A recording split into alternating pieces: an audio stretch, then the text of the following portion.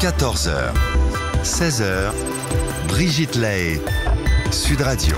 Toujours avec Bruno Martin qui est avec nous sur Sud Radio. Vous pouvez bien sûr nous rejoindre au 0826 300 300. Alors il arrive que je fasse des rencontres assez étonnantes, exceptionnelles. Et puis bien voilà, j'aime bien vous en faire profiter.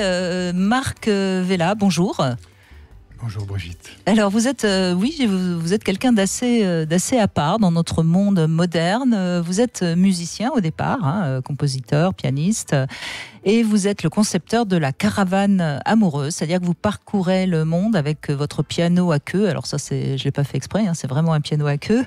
Et demi-queue. Soyons raisonnables. Soyons raisonnables, oui. Mais enfin, elle fonctionne bien. Oui, certes. On pèse une demi-tonne, oui, ça va. Oui. Ça va.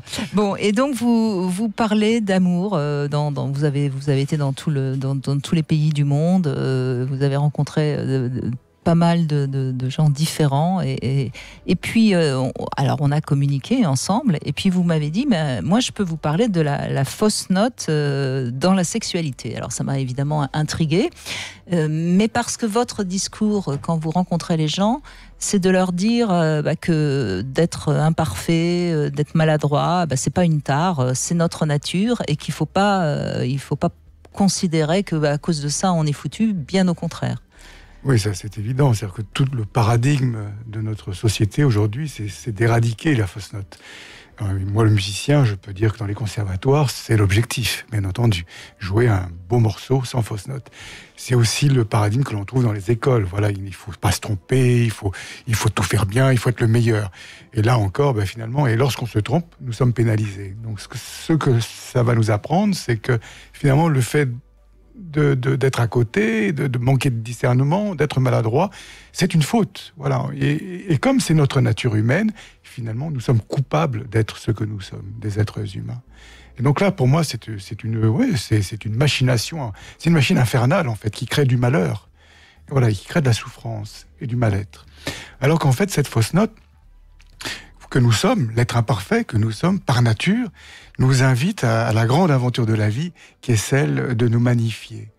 Tout comme le compositeur, Mozart par exemple, qui faisait des fausses notes dans sa musique, mais tout le génie de Mozart, évidemment, c'était d'amener cette fausse note vers sa résolution harmonique. Et là, effectivement, le compositeur nous donne finalement la réponse à la question de ce qu'est le sens de la vie, qui est celle-ci. Donc il faut rendre belles les fausses notes. Rendre belles les fausses notes. Ce que vous dites, en fait, Marc Vella, pour qu'on élargisse encore plus le débat, c'est que quand on se trompe, il faut en rire. Par exemple, quand on fait un lapsus, il faut en rire parce que ça parle de nous et puis voilà tout, quoi. Oui, alors le lapsus, c'est pas trop grave, mais enfin, effectivement, quand on blesse quelqu'un, tout simplement, qui n'a pas été blessé, qui n'a pas blessé, voilà, et moi je lève la main, j'ai blessé dans ma vie, comme je l'ai été aussi. Et c'est à la fois peut-être en rire, sur le moment, c'est pas toujours évident, mais déjà peut-être... Enfin, en sourire au moins. Oui, puis avoir ce regard de tendresse et de bienveillance, d'humanité tout simplement. Parce qu'effectivement, ce qu'on peut dire, c'est que l'école, qui est un lieu de socialisation, indéniablement, malgré tout, nous a appris à nous désaimer. Et à désaimer l'autre, évidemment. L'autre qui est maladroit, finalement, on finit par le regarder en le jugeant et en le critiquant. C'est un petit peu ce qui se passe aujourd'hui. Mmh. Et alors, c'est quoi dans la sexualité, les fausses notes ? Je crois que déjà, la première des fausses notes, ça a été sa diabolisation. C'est ça pendant plus de 20 siècles. Et puis une autre fausse note, ça a été... Elle est encore diabolisée. Et oui, et puis ça a été aussi j'en après... sais quelque chose. Oui, ça c'est clair. Et sa banalisation aussi. Je crois qu'effectivement, c'est quelque chose qui est fondamental, voilà, qui est sacré, qui est très important à vivre. Et il nous faut nous réconcilier avec cette énergie parce qu'on vient de là, et puis elle nous porte, parce que c'est notre moteur. Je ne suis pas sûre qu'on banalise la sexualité, moi. Si on prend la pornographie, si on prend d'aujourd'hui, quelque chose qui est vraiment rendu au niveau du produit, on peut imaginer que effectivement c'est une banalisation et qui va noyer la fantasmatique et l'imaginaire de toute une génération. C'est possible. Ouais, je crois que c'est pas un acte anodin, en fait. C'est pas anodin. Et moi, je suis tout à fait d'accord. Voilà, c'est Bruno Martin, c'est ça. Merci, parce qu'effectivement, je crois que c'est d'abord la rencontre avec l'autre. Voilà, c'est l'émerveillement que l'autre éveille en moi et que je vais vivre. Et à ce moment-là, la sexualité se manifeste. Mais je crois que c'est très important, effectivement, de ne pas la mettre en premier, mais de mettre peut-être d'abord cet émerveillement que l'autre va produire, une sorte de résonance d'âme, de cœur, de conscience, qui fait qu'à un moment donné, cette personne inspire un désir. Oui, mais en même temps, c'est pas toujours évident quand on n'est pas vraiment déjà en accord avec soi-même de se rencontrer, de rencontrer l'autre.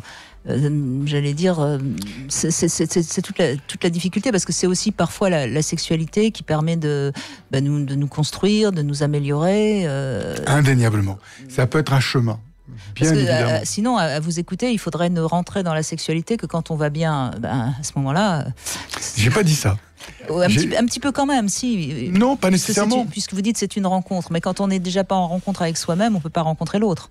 Oui, c'est vrai. Je suis d'accord. C'est vrai. Mais il y a la négation aussi de cette individualité et de cette singularité de l'individu. Je veux dire, personne ne fait l'amour comme un autre, personne ne joue du piano comme un autre, personne ne parle comme un autre.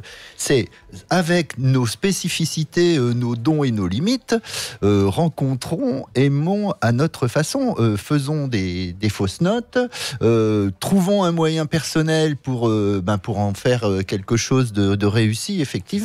Mais c'est vrai qu'aujourd'hui, on se retrouve devant quand même des normes qui vous imposent une partition et avec une façon de faire qui est quasiment unique. Regardez dans les cours d'école où voir si tu as des bouclettes alors qu'il faut les cheveux raides, et j'en connais quelque chose, j'ai 2 filles à la maison, il faut tirer les cheveux, et c'est norme.